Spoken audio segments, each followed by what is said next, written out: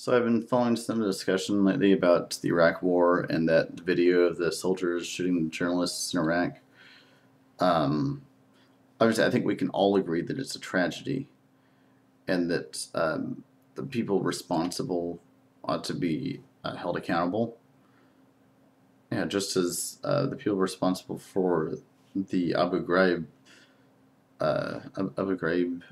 um, atrocities should be held responsible. Um, but what the what kind of pushes my buttons in what Ujama Flipper is saying here is I get the sense he's kind of like trying to paint all the troops with this broad brush and saying that they're all bloodthirsty killers. I mean, forgive me if I'm originalizing. I mean, I hope that's not the point you're making, but that's the sense I get from your videos.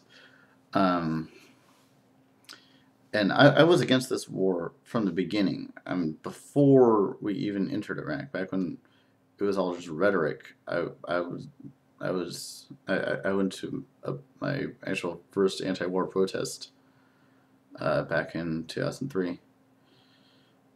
Um, but it's like when you go from criticizing the war, criticizing people who got it in the war, to demonizing the troops. That's where I draw the line because um, I personally know many people who are in the military or have been in the military who've gone to war. I mean, this war has touched my life on a personal level in a way that I didn't imagine anything that I didn't think would. So yeah, I mean, I have people I knew from back in high school shipped out to Iraq. Friends I've met along the way have gone there. Um,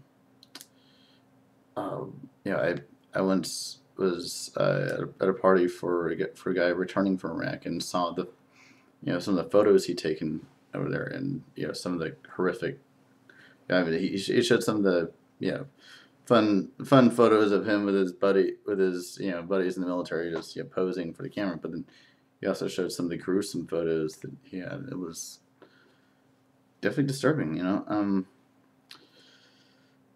but the one guy that sticks out most in my mind is a guy. He's more of a friend of a friend than anything else. I only met him a few times, but I felt close to him because when I met him, I just noticed he had this uh, just the most warm, friendly demeanor. I mean, just the nicest, most pleasant guy to be around you'd ever meet. Um, and the thought of him being, some bloodthirsty killer is just, you tell me, I tell you you're full of shit. Like that's, I mean, he was, I mean, he was so. It was just a blessing to be in his presence. He had this like the warmest smile and like the kindness, and made you feel like right at home. Like and he was also pretty progressive in his politics. I didn't ask him directly about how he felt about this war, but I got the sense that he wasn't a fan. Um, and the last time I saw him was shortly before he shipped out. Um, and the last that I heard about him, he was in the hospital recovering from a coma after his unit had been in an IED attack. So, that was a while ago. He may have gotten out of the hospital by now, but I hope he's doing better. Um, but yeah, last time I heard about him, he was recovering from that coma and slowly getting his memory back. Um, though, though I imagine there's probably some of his memory he wouldn't want back. you know. But I mean, that's war. That's, I say war is hell. But I mean, I would, as much as I believe we should work for a world without war, um, I think that war is with us for now, and that it's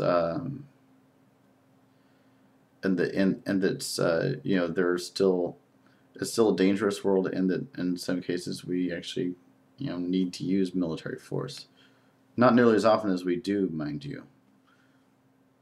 I mean, in fact, um, I think for a lot of situations, like the main use of military force I would support actually would be like peacekeeping operations. There are some situations where actually the people like invite us in. You know, like there was some conflict in Liberia a while back where there was some civil war and both sides invited the U.S. in, like to keep the peace. And yeah, and so eventually the troops arrived, and a lot of the killing stopped. So, but yeah, yeah, it's just I feel like, you know, we all should work towards a world where war is obsolete, but I don't think we get there by this that sort of divisive rhetoric where we attack the people fighting in the wars. Um,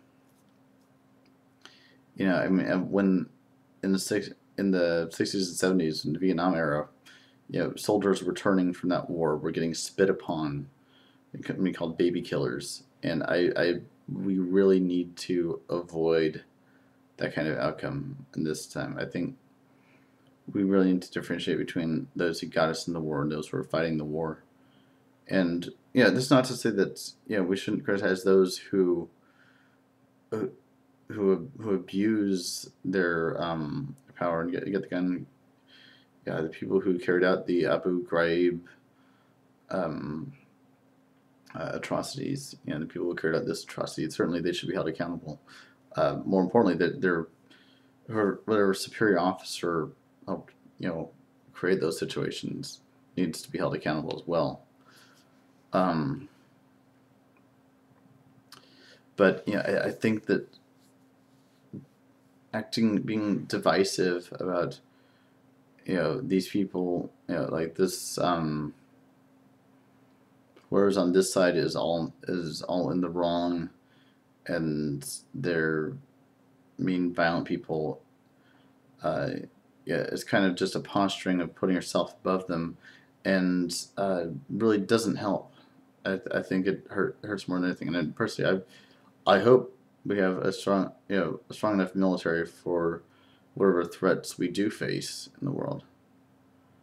And so, regardless of what I may think of the wars we're fighting in now, I'm glad we have our military, and I recognize that we may need them for something, some legitimate operations.